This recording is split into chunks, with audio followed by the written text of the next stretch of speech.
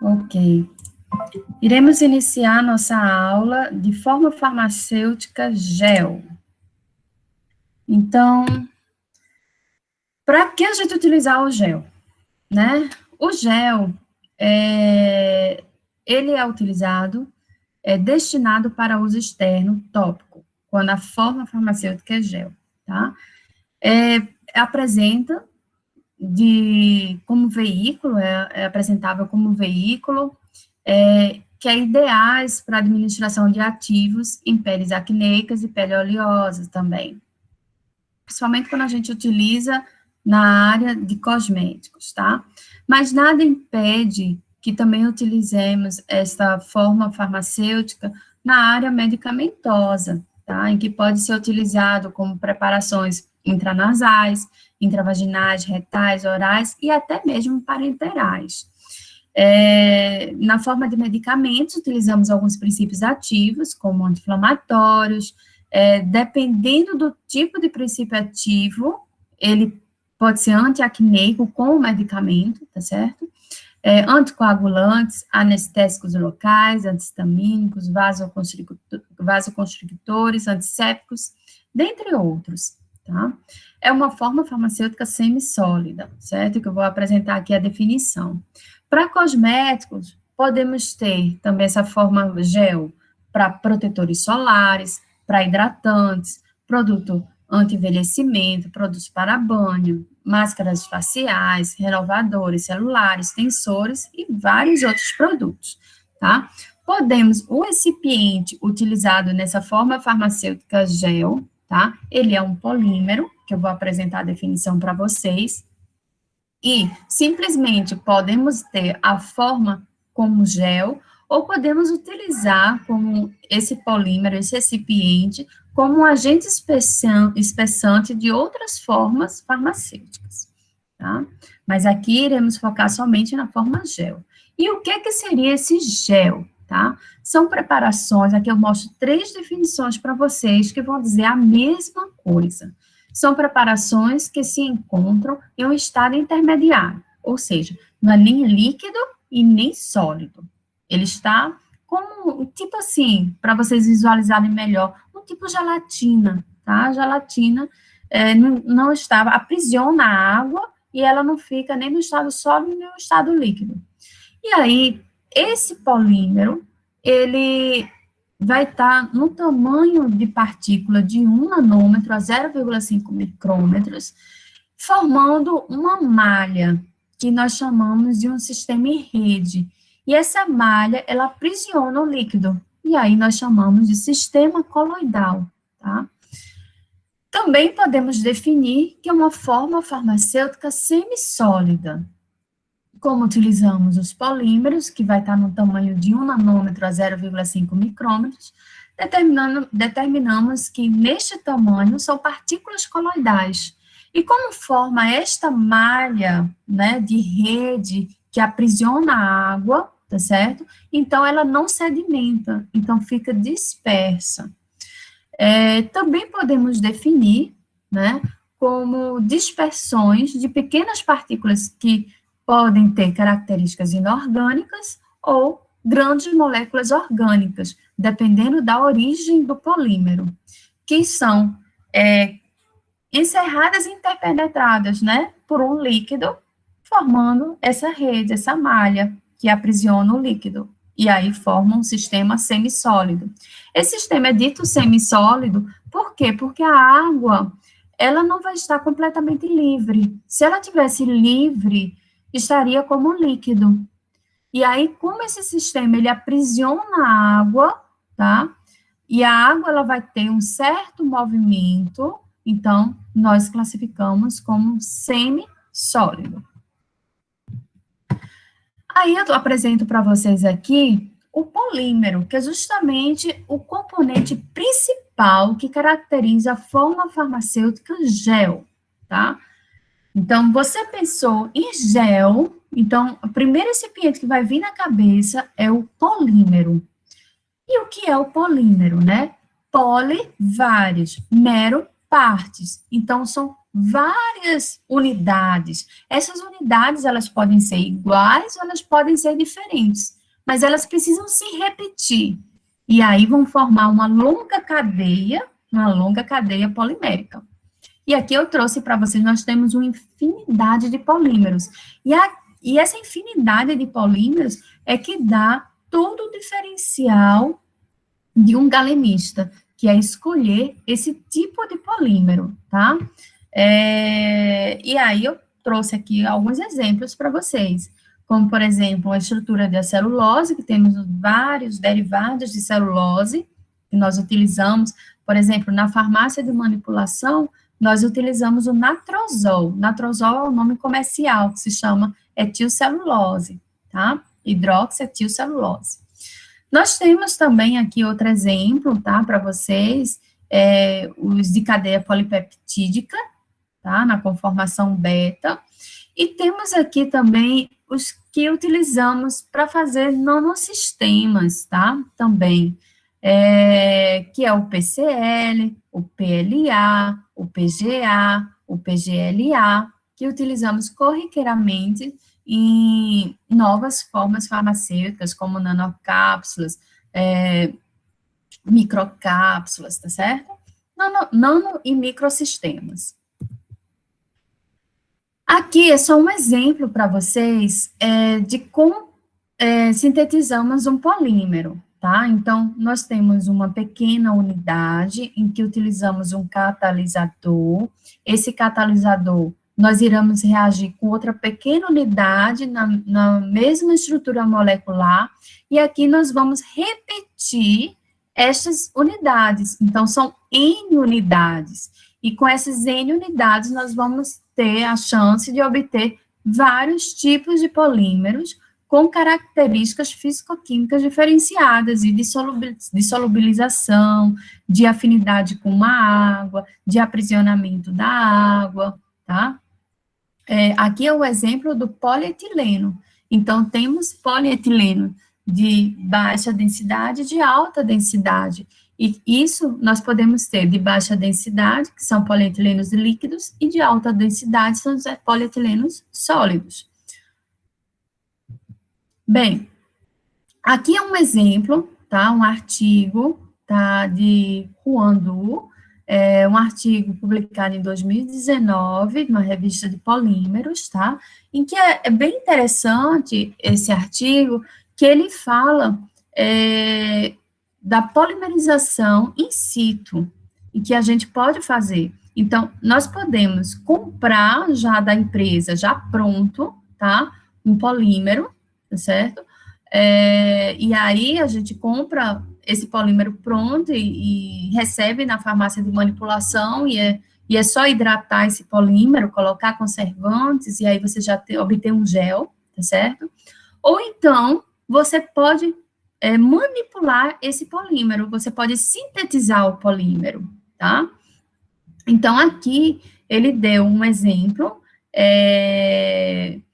de um polímero que ele sintetizou, tá? Um polímero muito interessante, a estrutura dele. Aqui, ó, é a representação da malha, tá?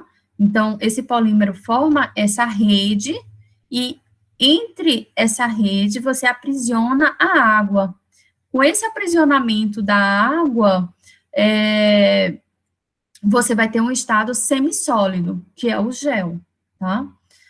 E aqui, você tem o quê? Ele utilizou a hidrólise, ele fez a hidrólise do TBOT, que é o tetrabutil titanato, e também hidrolisou o MPTMS, que é o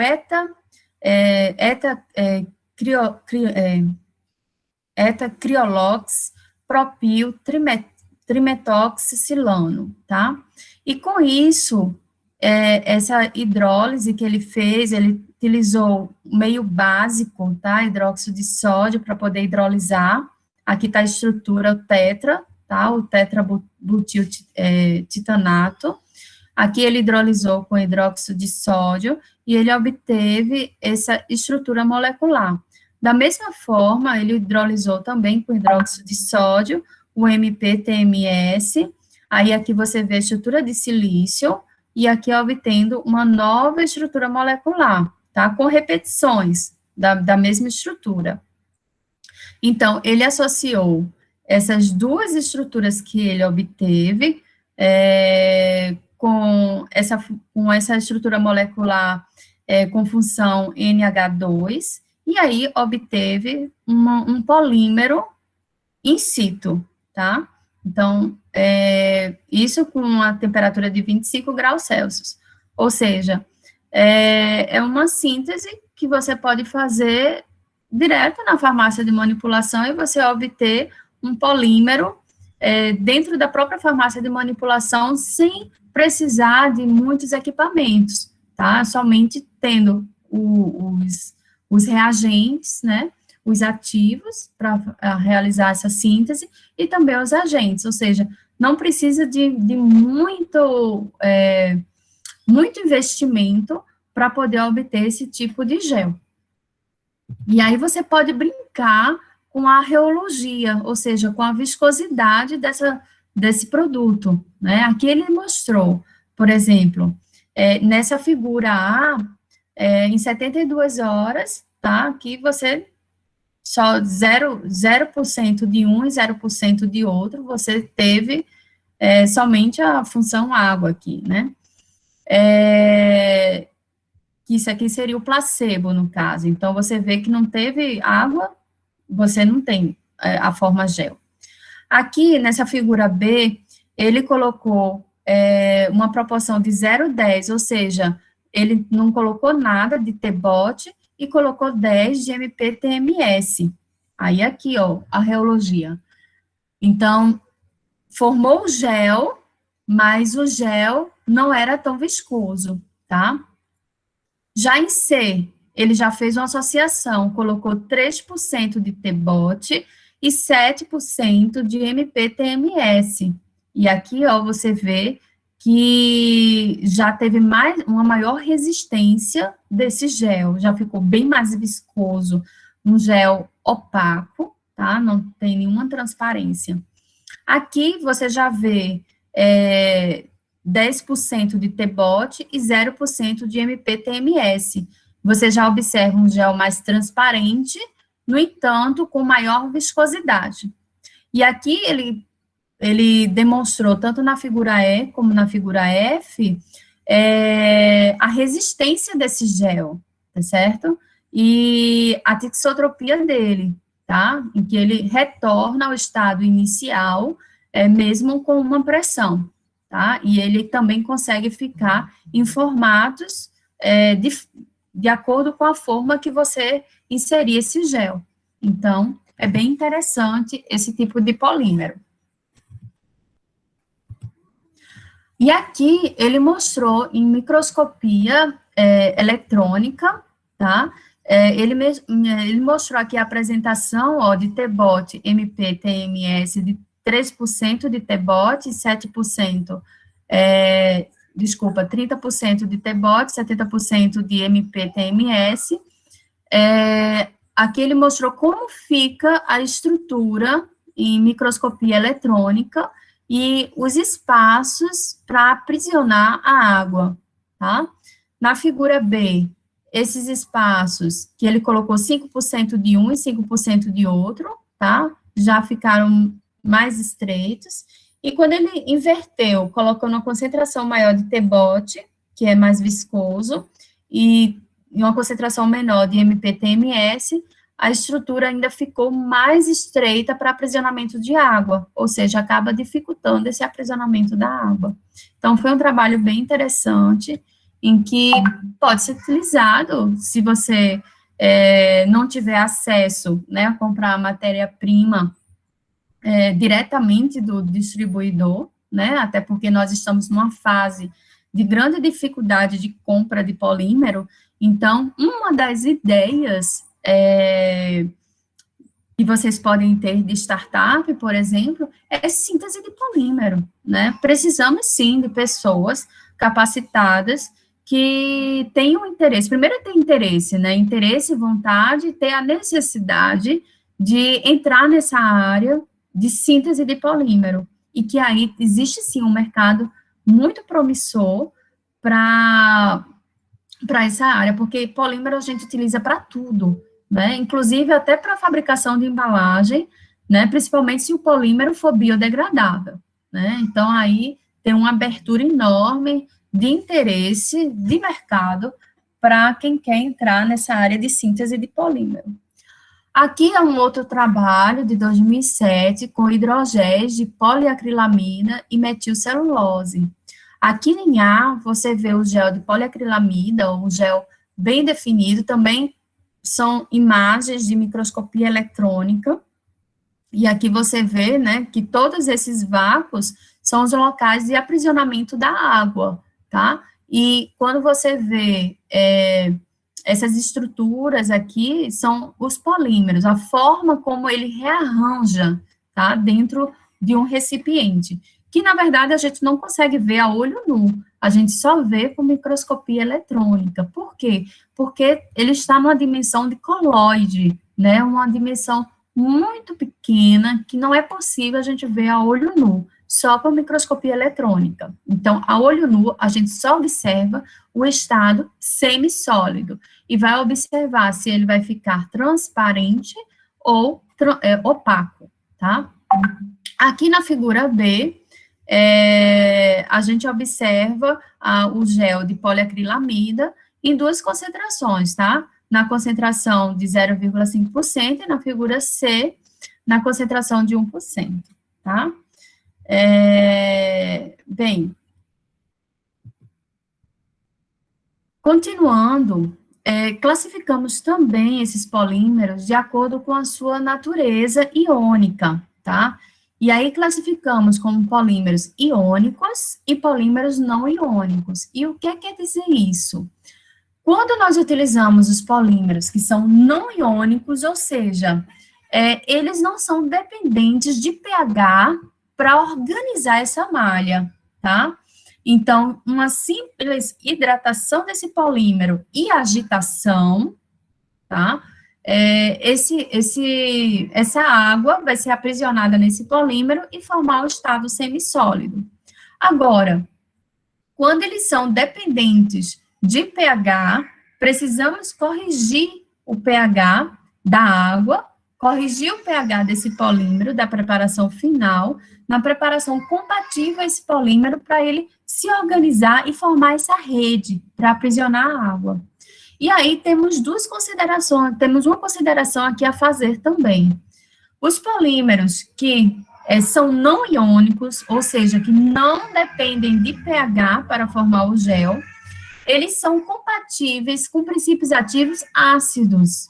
Então, podemos incorporar ácido nesse gel e essa malha não vai quebrar.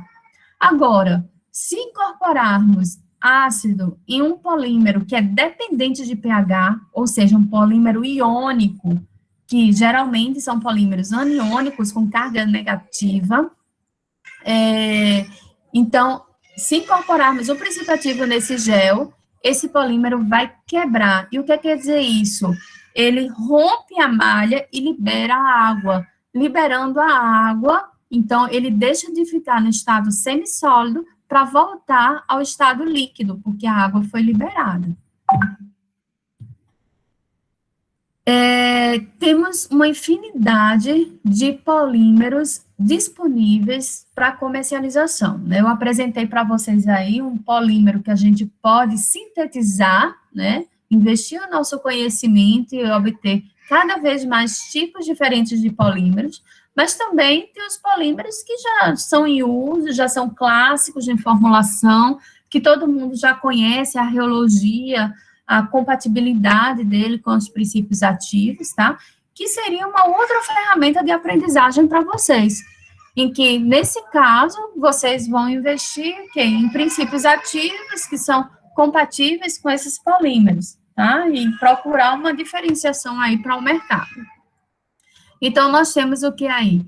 Gomas. O que seriam as gomas? Por exemplo, amido, tá? Amido de milho, tá? Amido de caroço de cajá. Então, geralmente, os produtos naturais, eles são ricos em amido, tá? Que são as gomas. tá? Tem a goma xantana também, tá? E aí, existe muitas pesquisas que investem bastante em produtos naturais, e aí, no caso, seria também, se vocês tiverem afinidade com isso, identificar o que é que tem na natureza que ainda não tem aí lançado no mercado, em que a gente pode investir em desenvolvimento de géis, né? Tivemos aí uma grande necessidade de pesquisa quando nesse início de pandemia, quando estávamos precisando de álcool em gel, né? O álcool em gel é formado por esse polímero aqui, carbômero, tá certo? Que é o carbopol. Só que o que é que acontece? Com esse boom que teve de necessidade de álcool em gel, o carbopol ficou escasso e quem fornece o carbopol é a China, e aí tivemos um desabastecimento. Então, nesse início de pandemia, tivemos uma grande necessidade de desenvolver álcool em gel com outros polímeros, ou seja, nunca paramos para analisar se o álcool em gel poderia ser feito com outro tipo de polímero. Então, muita gente, né, investiu suas pesquisas para lançar álcool em gel com extratos vegetais, com atividades antivirais, álcool em gel com outro tipo de polímero que não tivesse a necessidade da dependência do carbômero, tá certo? Então, tivemos aí muito investimento nessa área, em que foi descoberto, né, que as gomas, por exemplo, só conseguiam incorporar até 50% de álcool. Só que a gente sabe, por exemplo, que o álcool em gel, ele precisa de 70% de álcool para ele ter atividade antisséptica, né, e antiviral, no caso. Então, a alternativa, se caso desejar utilizar as gomas, é incorporar ativos que fossem eficazes na atividade antiviral, tá? E que aí só pudesse utilizar 50% de álcool, tá? E aí esse álcool passaria a ter atividade como permeador do ativo, né? E aí ele iria alterar o perfil de permeação desse ativo e a proteção mais profunda. Então, tudo depende do tipo de recipiente que nós vamos utilizar. Então, outra alternativa também que ocorreu e que foi mais usual para a questão do álcool em gel e continuar utilizando álcool em gel a 70% de álcool, foi utilizar os derivados de celulose, como hidroxetilcelulose, que é muito utilizado na farmácia magistral, tá? Com o nome natrozol. Temos alternativas também de formulação de géis com alginatos, com dioxilício coloidal, né? Alguns de vocês enviaram para mim géis anti-inflamatórios contendo carbômero, que é o carbopol, como recipiente para formar esse gel, né? Temos também silicatos de alumínio e magnésio, que comercialmente é chamado de Vegum. Temos álcool polivanílico, povidona, ou seja, existe uma infinidade de polímeros disponíveis no mercado, já prontos. E também podemos sintetizar esses polímeros, tá? Então, todos esses polímeros, que é o coração da forma farmacêutica gel, então, pensou em formar gel, você vai selecionar em busca de polímero, tá? Que forma esse gel. E aí você vai ver, esse polímero é iônico ou ele é não iônico? Então, se ele for não iônico, ele vai ter uma gama maior de compatibilidade. Se ele for iônico, ele vai ter incompatibilidade com ácidos. Então, a gente precisa ter atenção a isso. E aí, vocês podem encontrar uma infinidade de nomenclaturas, tá? Coloquei aqui para vocês as mais usuais, que é agente gelificante, agente espessante e agente de viscosidade. Então, tudo isso quer dizer a mesma coisa, tá certo? Só que agente gelificante, a gente fala quando a gente quer formar a forma farmacêutica gel. Agente espessante e agente de viscosidade, a gente utiliza, por exemplo, quando a gente vai pegar esse mesmo polímero, mas vai incorporar na forma farmacêutica suspensão, na forma farmacêutica emulsão, que pode ser um creme, pode ser uma loção, e assim sucessivamente. Aqui eu trouxe para vocês o Carbopol. Por quê? Com tantos detalhes, esse Carbopol. O Carbopol é um gel iônico, muito utilizado em farmácia magistral, tá certo? É um gel transparente e que, como ele é iônico, ele é dependente de pH. Então, para formar esse gel, nós obtemos ele, o Carbopol, na forma em pó, hidratamos com água ou com uma solução hidroalcoólica, e aí, nesse momento, esse polímero, que é todo emaranhado, tá? Ele começa a malha dele a se dissociar, a se esticar, vamos dizer assim. E aí ele só vai formar o gel quando a gente ioniza, tá? Quando a gente corrige esse pH no pH 5 a 6, tá? Como ele é derivado do ácido acrilato, então, ao incorporar ele na água, o meio vai ficar ácido, tá certo? Bastante ácido, e aí a gente precisa alcalinizar ele, até, por exemplo, a neutralidade, mas a partir de 5, pH 5, já começa a se formar o gel, tá?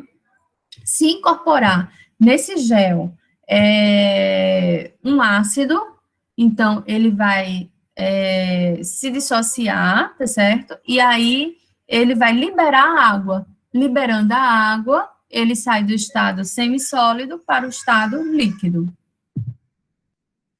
Temos vários tipos de carbopós, porque, como eu mostrei para vocês, né? A síntese, a gente pode repetir a mesma estrutura molecular várias vezes. Então, nós temos Carbopol 934, 940, 941, 960, 961, sendo que o mais, vamos dizer, risco-benefício quer dizer, custo-benefício mais utilizado é o Carbopol 940, tá? Que é constantemente utilizado, apesar dele ser irritante à córnea. Mas, como é de uso tópico, então ele é extremamente utilizado.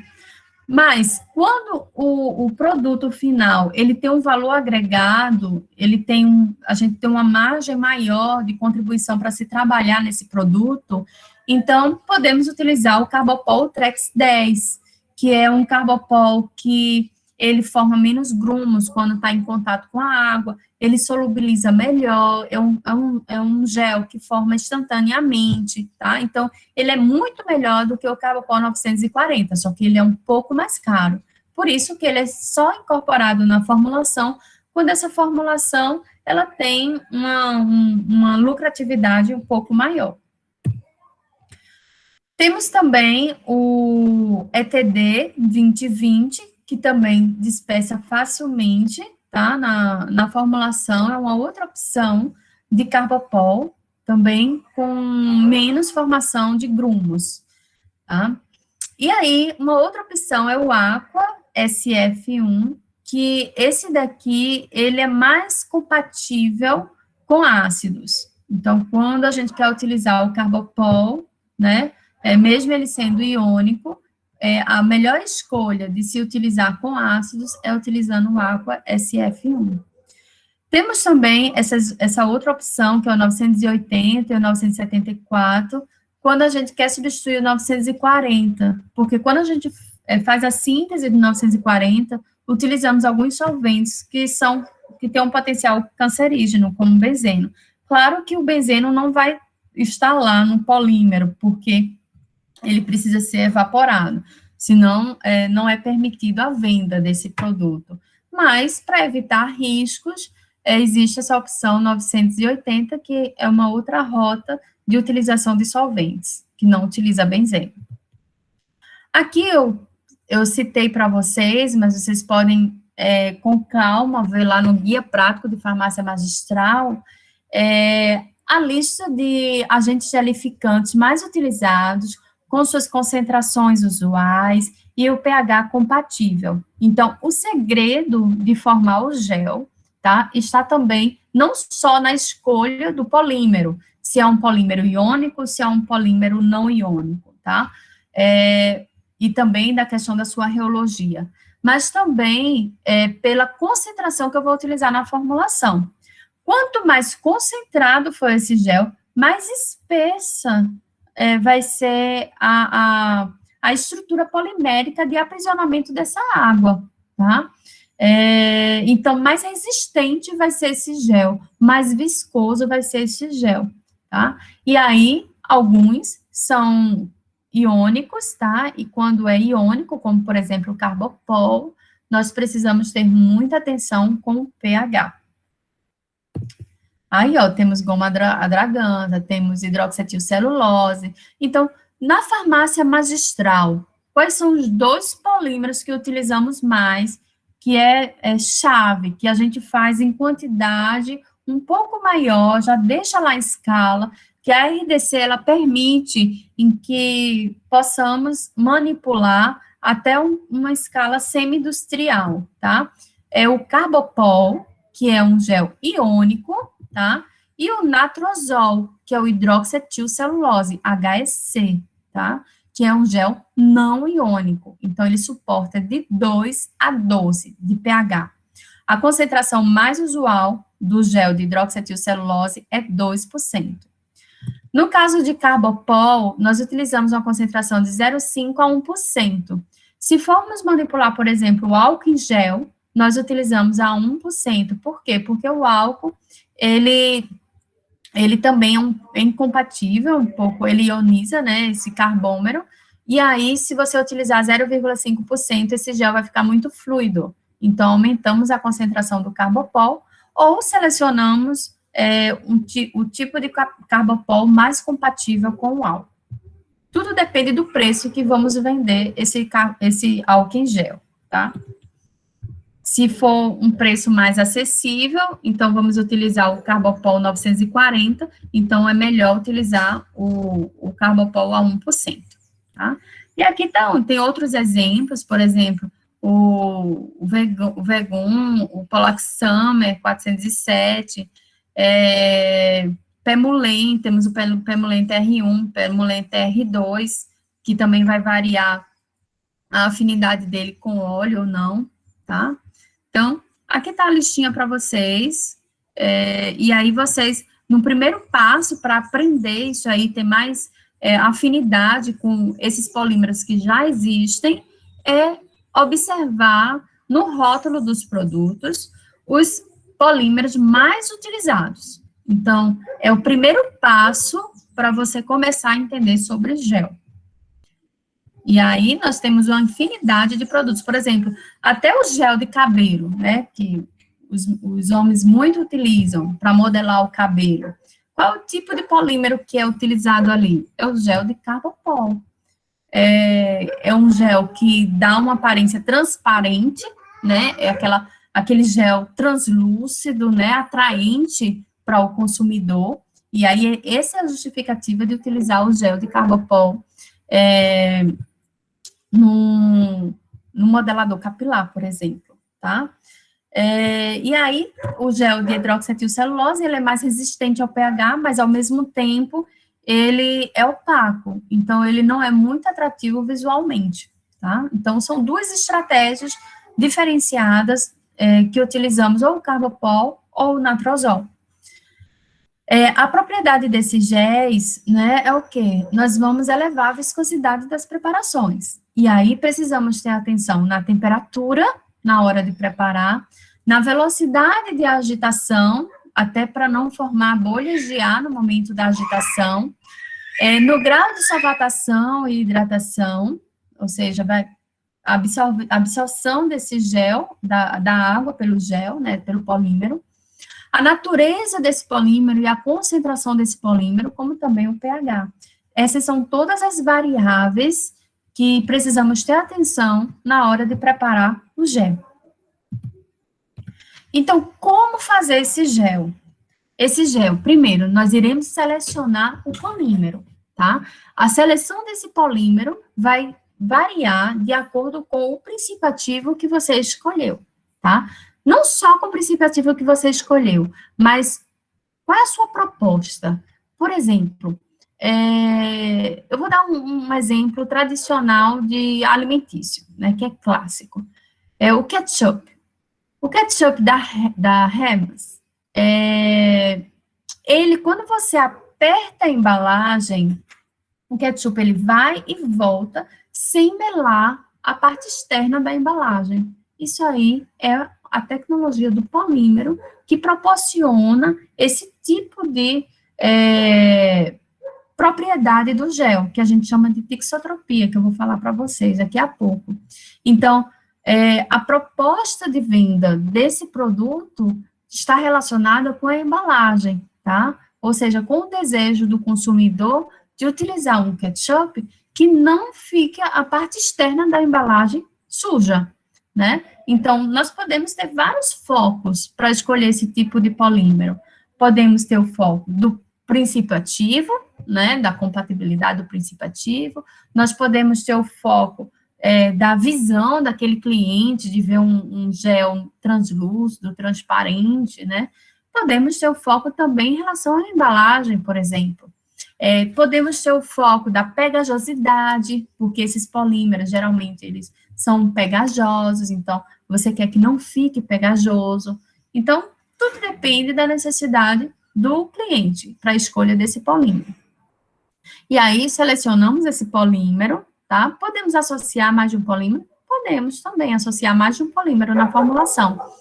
E aí, vamos escolher o veículo. Esse veículo pode ser água, tá? Como pode também ser uma solução hidroalcoólica, tá? E aí, como tudo que tem água, precisa ter conservante. E aí, a gente também pode adicionar um agente quelante, como é DTA. É preciso utilizar o humectante, é opcional, né?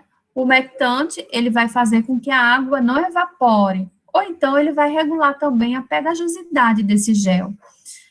E aí, homogeneizamos, deixamos hidratar, tá?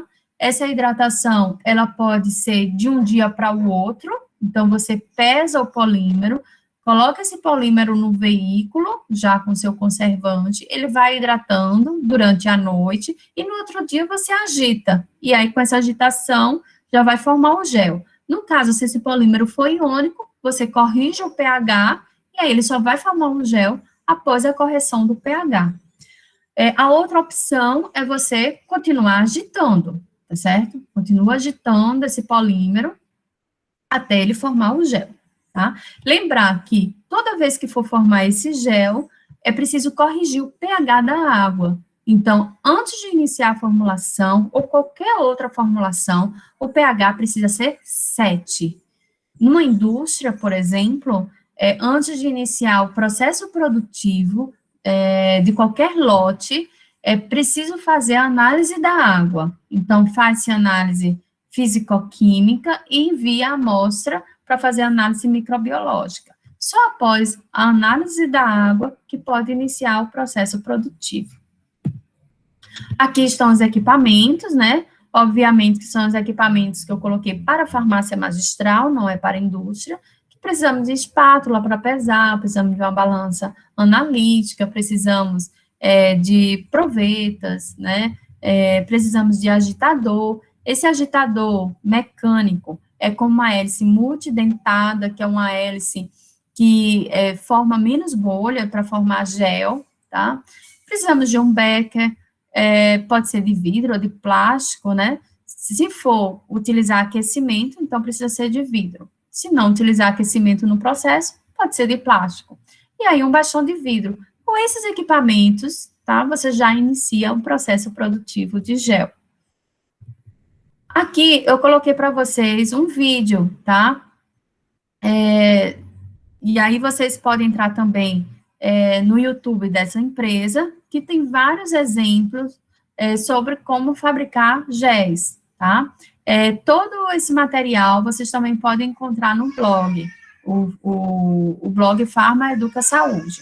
Eu vou passar esse vídeo aqui para vocês, mas caso vocês não consigam ouvir, eu não estou vendo vocês nem o chat. Então, vocês me interrompem, tá certo? E aí eu paro esse vídeo e vou analisar qual é o problema que estamos passando. Se eu não conseguir, eu dou continuidade e vocês assistem esse vídeo em um outro momento, tá bom? Vou passar agora.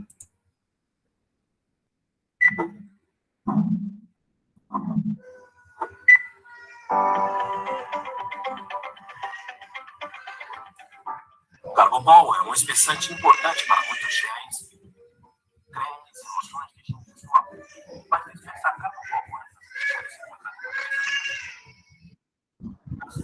Juliana, o áudio está muito, pelo menos para mim. Não está ouvindo? Está travando. Está travando, né? Então, é a internet. Eu vou fazer assim, eu vou continuar, vocês vão vendo a imagem, tá certo? E aí, com calma, vocês assistem o vídeo. É um vídeo de 1 minuto e 44, tá? Então, é um vídeo bem curtinho. Aí, vocês podem ver depois. Eu vou passando para vocês, pelo menos, terem a ideia do que eu estou falando agora. Com a imagem, é possível vocês analisarem o que eu estou falando.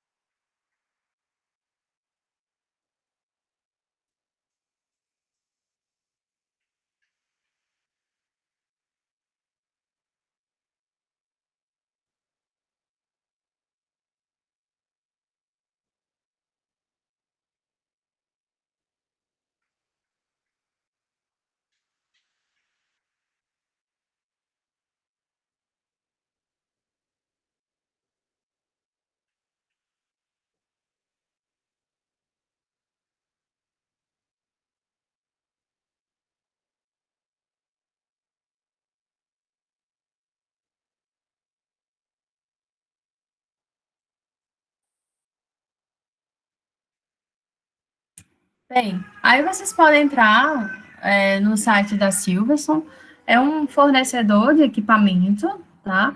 E eles são especialistas na área de fazer, de criação de misturadoras, tá? E dentro da especialidade misturadores de produção de GES, tá? Então, para quem vai entrar nessa área de manipulação, quem tem interesse, né, é importante vocês se conectarem com as empresas fabricantes de equipamentos, as empresas distribuidoras de matéria-prima, né, de insumos de uma forma geral, certo? As empresas de embalagem, tá? Principalmente agora que estamos vivendo uma dificuldade de obtenção de embalagem, tá? E está se tendo uma política gigantesca de incentivar e capacitar as pessoas para a fabricação de embalagens, principalmente embalagens biodegradáveis, tá? E o que é mais difícil, né, nem fazer a própria embalagem, mas sim o fechamento dessa embalagem, né, e que essa embalagem, ela possa colocar no processo de produção de uma indústria. Então, esse é o maior ponto crítico de fabricação da embalagem, tá? E aí, está ocorrendo investimentos em pesquisas de descobrir polímeros, né, para a fabricação de embalagens, que esses polímeros sejam biodegradáveis. Então, isso também são ideias inovadoras que você, caso pertencer a missão de vocês, né, é interessante. Por quê? Porque vocês precisam colocar na balança o que é que interessa para vocês, o que é que move vocês, né, e a necessidade da população, entendeu? Então, é preciso encontrar esse encaixe, porque não é só você encontrar o que você só tem afinidade, mas que ninguém tem interesse. E também não é trabalhar somente no que as pessoas têm interesse, se isso não te move, né? Então, é importante unir esses dois, tá certo? Até agora, no presente momento, eu estou falando de tecnologias, mas também nada impede que você transforme essas tecnologias, ou tecnologias já existentes, também no cuidado, já que o perfil da turma é cuidado ao próximo. Então, eu quero deixar bem aberto para vocês esse banco de ideias, que vocês podem associar também o que vocês colocaram no calendário magistral. Deixa eu passar. Bem, e aqui eu descrevo para vocês as 4 propriedades físico-químicas dos géis. Então, primeira propriedade é embebição. O que significa embebição? Você vai colocar o polímero imerso no líquido e ele vai absorver esse líquido, né? Então, ele vai embeber o líquido. E aí, com isso, ele embebe esse líquido, tá? Sem que ocorra alteração do seu volume. Isso se chama definição de embebição. Mas quando você tem a captura desse líquido e você altera o volume, aí você tem a característica de entumecimento, tá? Porque ele aumentou de volume. Temos também a característica de tixotropia, tá certo? O que seria a característica de tixotropia? Você aciona uma energia, tá certo? Aquele polímero, ele está no formato de gel, no formato semissólido. Você colocou ali uma energia, pode ser, por exemplo, um agitador mecânico. Ele estava semissólido, quando você agita ali o agitador mecânico, ele se torna líquido. E aí, quando você para o agitador mecânico, ele volta novamente ao estado semissólido. Ou seja, essa capacidade de mudar de estado físico, se você visualizar isso a olho nu, você tem uma alta tixotropia. Só que essa mudança de estado físico, você também pode ter alterações micro, que você não consegue enxergar a olho nu. Mas o equipamento, né, que a gente utiliza para análise de viscosidade, a gente consegue verificar essa alteração da reologia, ou seja, do fluido para o viscoso, tá? Isso se chama tixotropia. A cineresia, o que significa a cineresia? A cineresia é quando você tem a perda de água, ela transpassa a malha polimérica, e você tem extravasamento dessa água. Vou dar um exemplo para vocês. Com o amido, quando a gente faz o purê de batatas, por exemplo, você acabou de fazer o purê de batatas, estava líquido quando você aqueceu, né, porque o amido, ele tem esse efeito dilatante, que é um efeito característico reológico dele, e aí você só consegue formar o gel com amido quando você aquece, né, no caso do purê de batatas. E aí você coloca esse purê de batatas no congelador. Quando você tira do congelador, você vai ver um líquido saindo, tá? Ou seja, aquela malha que aprisionava esse líquido, ela se rompe, e aí ela deixa sair esse líquido. Esse efeito se chama cineresia, tá certo? Ou seja, ocorre, né, quando a interação entre as partículas da fase dispersa aumenta até um ponto máximo, ou seja, esticou até o ponto máximo, a partir do qual ocorre a agregação das partículas e o gel se desfaz, tá? E aí começa a perder esse líquido, tá? E um exemplo clássico no dia a dia seria isso. Bem, quando a gente obtém esse gel, como vocês viram aí no vídeo, tá? Seguimos para o controle de qualidade. O controle de qualidade é o quê? É o peso líquido, ou seja, o volume final do produto, que ele pode alterar, né, como vocês viram na característica de intumescência. Fazemos também as características organolépticas, como cor, odor, consistência, homogeneidade, textura, tá? O pH também, ele entra na composição do controle de qualidade.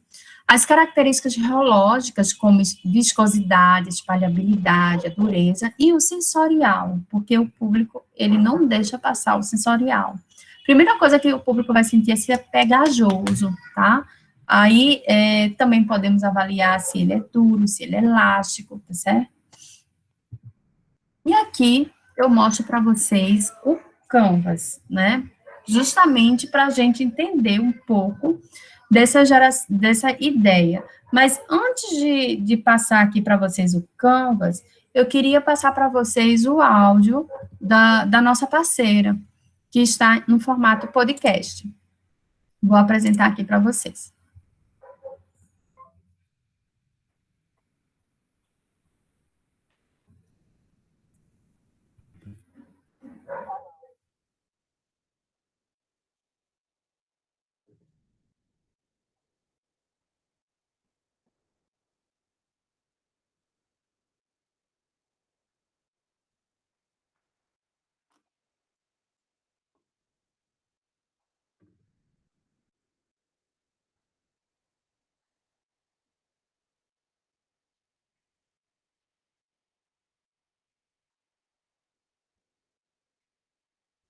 Professora, Sim. Vocês não não conseguem dá para ouvir? escutar, não. Sério? Não. Deixa eu ver aqui.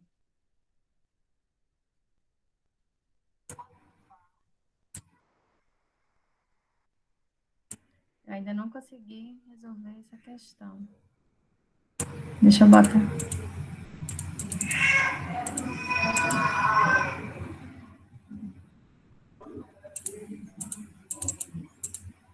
Eu acho que o Google Meet, ele bloqueia, porque eu tentei procurar a forma de transmitir esses áudios.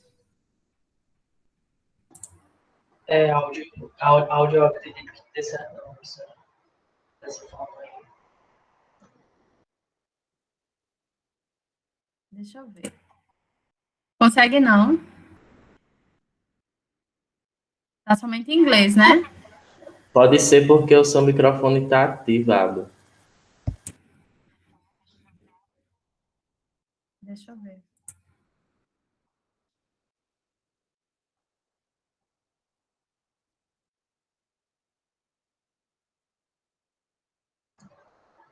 Porque quando compartilha a tela, só compartilha a tela mesmo, assim, não compartilha áudio. O vídeo a gente tava vendo porque ele tava numa plataforma do Google, entendeu? É por isso que tinha áudio. Aí eu acho que